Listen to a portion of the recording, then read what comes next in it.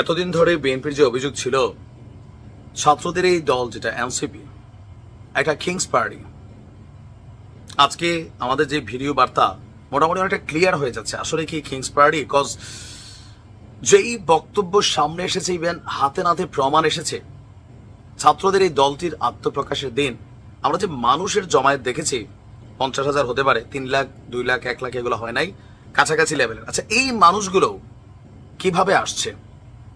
আওয়ামী লীগের সময় একটা জিনিস ছিল, শেখ হাসিনা যদি কোথাও প্রোগ্রাম থাকতো তাহলে সেখানে কি করা হতো, বাংলাদেশের বিভিন্ন জায়গা থেকে নাকি গাড়িতে কইরা কইরা আপনার মানুষ নেওয়া হয়তো, ট্রেনগুলোকে শুধুমাত্র কর্মীদেরকে সাপ্লাইয়ের জন্য সরকারি ট্রেন ব্যবহার করা হতো। তো এরকম বিভিন্ন অপকর্মের জন্যই তো বাংলাদেশের মানুষ আওয়ামী লীগের উপর খেপছে, আওয়ামী লীগের পতন হয়েছে, তাই না? এখন আপনারা যারা দিন বদলের নতুন রাজনৈতিক বন্দোবস্তের আওয়াজ দিচ্ছেন, আপনাদের টিমের মধ্যেই যদি এই সরকারি বাস টাস দিয়া পুরাইয়া পুরাইয়া মানুষ আনার মতন অভিযোগ থাকে, এইটা আসলে মানুষ কিভাবে দেখবে? দর্শক, কথা বলছি জাতীয় নাগরিক পার্টি এনসিপির আত্মপ্রকাশ অনুষ্ঠানে পিরোজপুর জেলা থেকে সরকারিভাবে বাস রিকুইজিশন দেওয়ার মানে বরাদ্দ দেওয়ার যে ঘটনা, সেই ঘটনায় বাংলাদেশ তোলপাড়। আপনার টিআইবির এক প্রতিবেদনে বলা হচ্ছে যে যিনি আছেন তার বক্তব্য, শিক্ষার্থী জনতার আত্মত্যাগের বিনিময়ে নতুন বাংলাদেশ সূচিত হয়েছে। এই আন্দোলনে নেতৃত্ব দেওয়া শিক্ষার্থীদের হাত ধরে নতুন রাজনৈতিক দল আসছে, আর তরুণ নেতৃত্বের হাতে গঠিত রাজনীতির প্রতি মানুষের প্রত্যাশাও স্বাভাবিকভাবে অপরিসীম।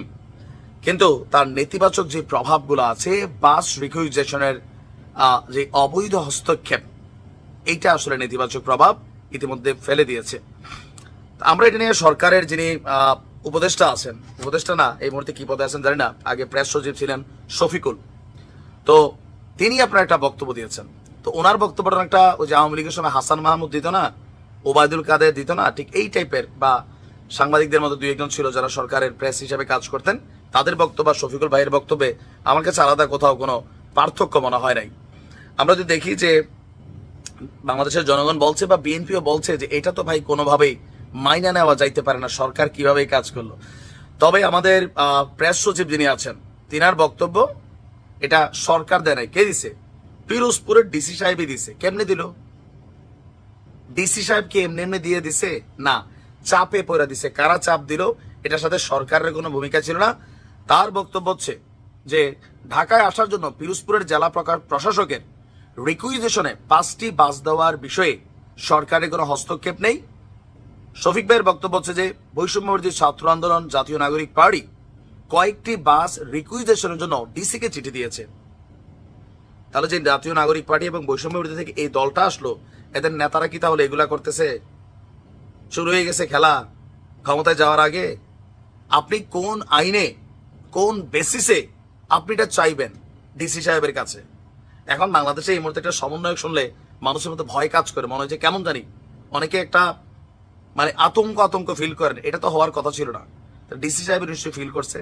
ওনার বক্তব্য হচ্ছে যে আপনার বৈষম্যবিরোধী ছাত্র আন্দোলন এবং জাতীয় নাগরিক পার্টি থেকে যখন চিঠি দেওয়া হয়েছে, সেখানে বলা হয়েছে জুলাই বিপ্লবে আহত এবং নিহতদের জন্য 2টি পরিবারকে আনতে সহযোগিতা চাওয়া হয়েছে। সেই রিকোয়েস্ট এবং এক ধরনের প্রেসারের পরিপ্রেক্ষিতে 5টি বাস রিকুইজিশন করতে সহায়তা করেন ডিসি। তো ডিসি বাস রিকুইজিশনে দিলেও কোনো জ্বালানি তেল বা অন্য খরচ দেয়নি বলে সরকার জানিয়েছে। সরকারের সংশ্লিষ্টতা নাই, এই ধরনের ঘটনা আর কোথাও ঘটছে কিনা তা তারা খতিয়ে দেখছে। যা হওয়ার কিন্তু হয়ে গেছে। এই ছাত্রদের দলটার প্রতি মানুষের যে আস্থার জায়গাটা যত দিন যাচ্ছে, মনে হচ্ছে ক্ষমতায় না যাইতে এরা যতটুকু পদ পদবি বা বিভিন্ন জিনিস ব্যবহার করা শুরু করছে, এরা ক্ষমতায় গেলে আর ভালো কি হবে? ব্যতিক্রম হইতে পারে, কিন্তু ওই যে দিনের শুরুতে অনেক জিনিস আমরা দেখছি। আর যদি ডিসি সাহেব দিয়া থাকেন, ওনাকে বরখাস্ত করা উচিত। কেন দিলেন? আপনি তো একটা পাওয়ারফুল পারসন।